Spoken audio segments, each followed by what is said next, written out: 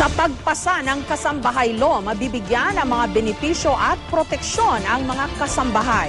Pero puna ng isang human rights activist, tila nakalimutan daw isipin ang kakayahan naman ng mga employer na makapagbigay ng dagdag na sweldo at benepisyo. May report si Trisha Zafra. Tila naging huling PC ang kaso ng inabusong kasambahay na si Bonita Baran para maipasa na ang kasambahay law.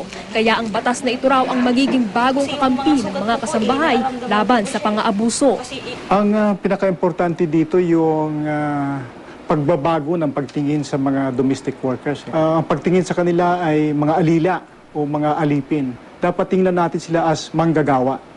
So, manggagawa, worker, sila ay may mga karapatan, may dignidad. Sa ilalim ng batas, nangunguna sa mga karapatan at pribilehiyo ng mga kasambahay ang pagbabawal sa pangmamaltrato.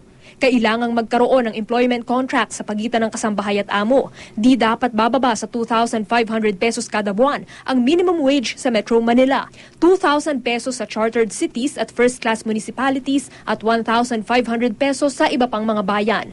Sagot ng employer ang SSS, PhilHealth at Pag-ibig, maliban na lamang kung 5,000 pataas ang sinisweldo ng kasambahay.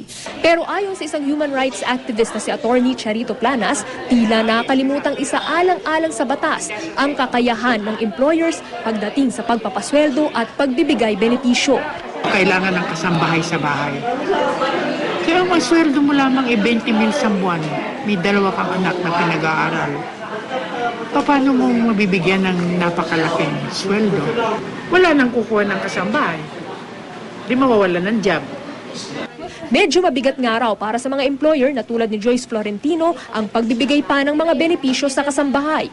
2 ang kanyang kasambahay na tig 3,000 piso ang sweldo ng bawat isa kada buwan, mas mataas kaysa sa itinakdang minimum wage. Nasabihin na natin kung 2 sila, dagdag na 1,000 sa budget mo sa isang buwan, medyo malaki na din yun para sa amin.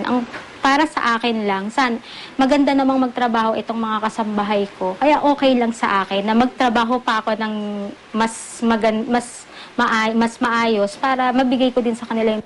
Pero sa tingin ng Federation of Free Workers, kakayanin daw ang mga itinakdang pasweldo at benepisyo dahil ibinasi ito sa pagsisiyasat ng Department of Labor and Employment nang binabalangkas pa lamang ang batas.